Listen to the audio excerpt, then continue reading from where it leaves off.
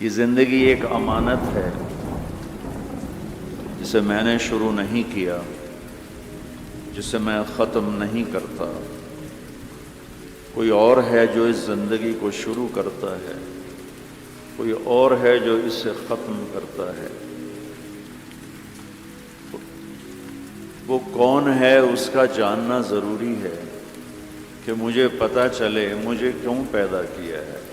میں نے کوئی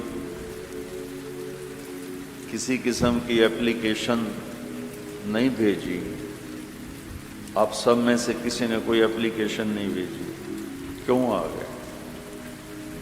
کون ہے؟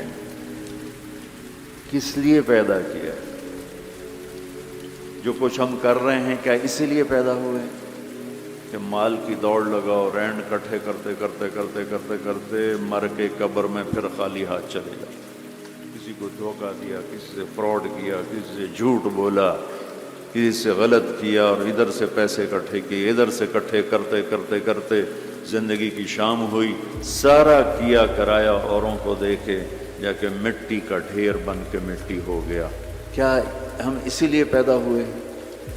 اور یہ موت کیوں آتی ہے؟ میں تو مرنا نہیں چاہتا ہوں، ہم میں سے کوئی بھی نہیں مرنا چاہتا، لیکن موت پیچھے ہے، لگی ہوئی ہے، اس سے کوئی نکل نہیں سکتا، اس سے کوئی بھاگ نہیں سکتا۔ الموت، حضرت علی کا فرمان، لیس منہ الفوت ان اقمتم لہ اخذکم وان فررتم منہ ادرککم۔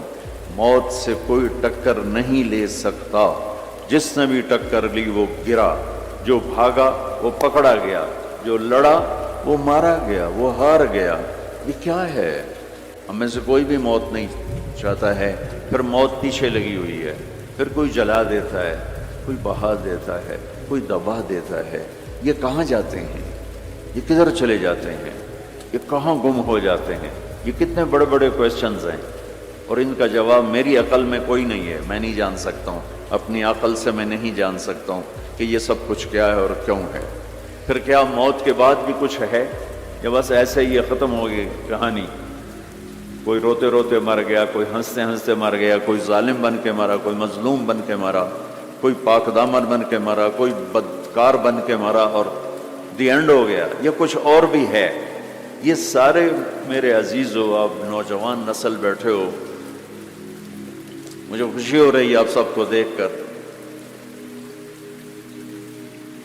ہماری زندگی کی شام ہے، آپ لوگوں کی صبح ہے، تو ابھی سے راستہ طے کرو، ابھی سے منزل طے کرو، ابھی سے اپنے بنانے والے کو پہچانو اور جانو کہ کیوں پیدا کیا ہے۔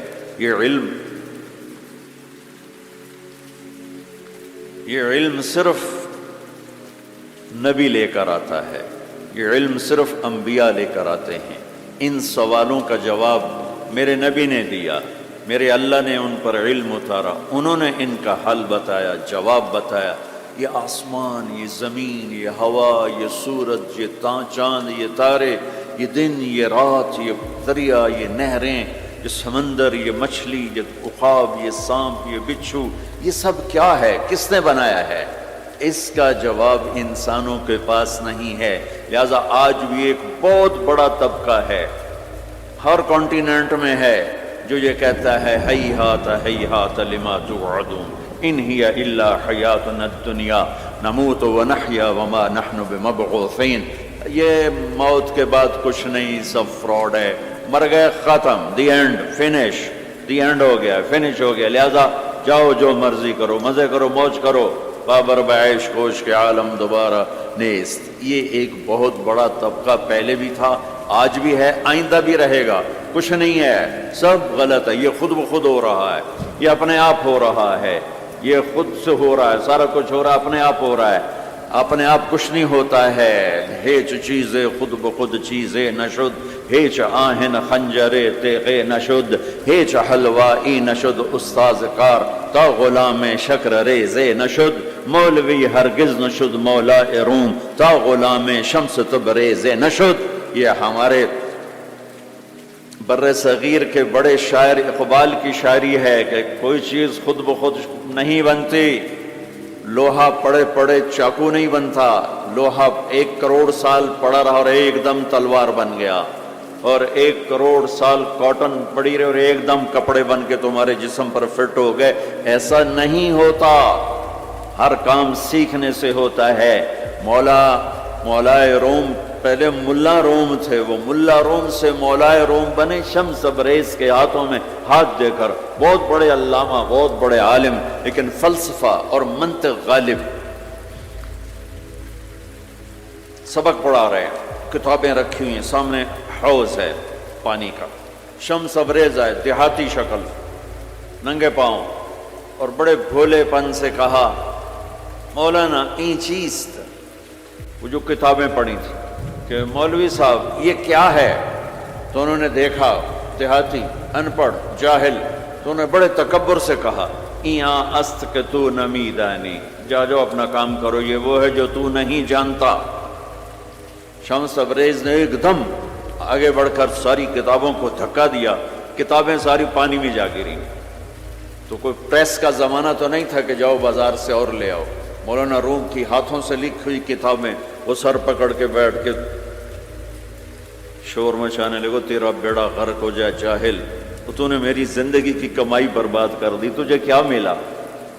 تو شمس تبریز مسکرائے اور حوض میں چھلانگ لگائی اور یوں کر کے ساری کتابوں کو خشک نکال کے باہر رکھ دی،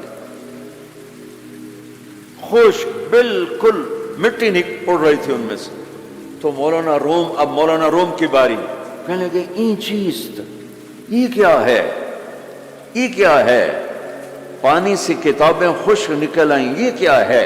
تو شمس تبریز فرمانے لگے این است کہ تو نمیدانی،